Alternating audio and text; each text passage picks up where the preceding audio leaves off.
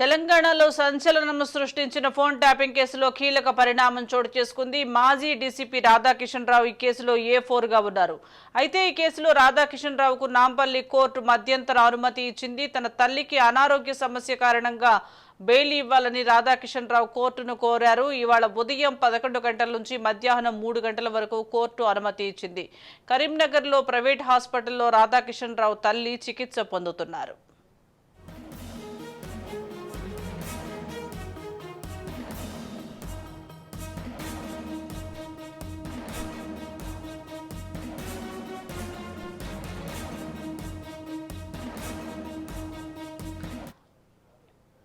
తన తల్లి దగ్గర కొద్ది గంటలు ఉండేందుకు కోర్టు అనుమతి ఇచ్చింది. ఫోన్ ట్యాపింగ్ కేసులో రాధాకిషన్ రావు పోలీసుల కస్టడీలో ఉన్నారు. ఈ ఫోన్ ట్యాపింగ్ కేసులో పోలీసులు దర్యాప్తును మరింత ముమ్మరం చేశారు. ఈ కేసులో సంచలన విషయాలు వెలుగులోకి వస్తుండటంతో పలువురు పోలీసు అధికారులు టెన్షన్కు గురవుతున్నారు.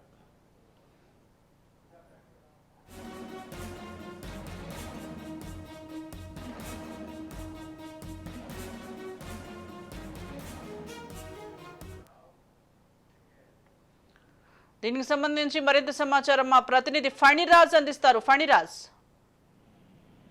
సుజాత, ఈ ఫోన్ ట్యాపింగ్ కేసులో అరెస్ట్ అయినటువంటి టాస్క్ ఫోర్స్ మాజీ డీసీపీ రాధాకిషన్ రావు తల్లి కరీంనగర్ లోని ఒక ప్రైవేట్ హాస్పిటల్ లో చికిత్స పొందుతున్నారు.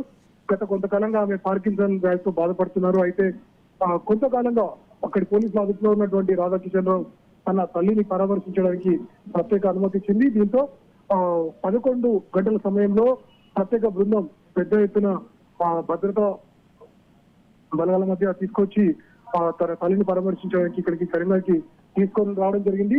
నిజానికి రాధాకిషన్ రావు టాస్క్ ఫోర్స్ లో ఉన్నప్పుడు చాలా అనేకమైనటువంటి అసాంఘిక కార్యకలాపాల్లో నేరుగా పార్టిసిపేట్ చేశాడు. దీంతో ఒకదాని తర్వాత ఒకటి వరుసగా కేసులు వస్తున్నటువంటి నేపథ్యంలో ప్రస్తుతం తన తల్లిని పరామర్శించడానికి మాత్రం అనుమతి ఇచ్చారు.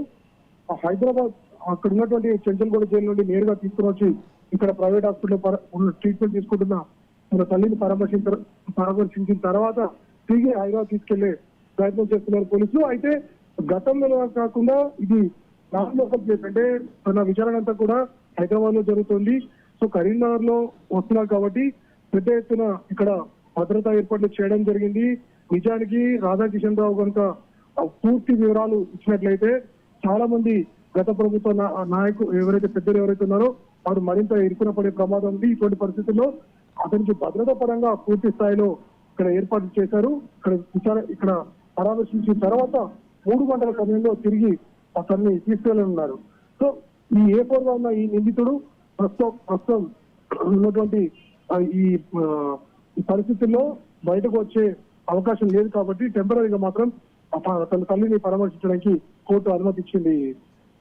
Right, thank you Durgarao. ఏంటి కంటిన్యూ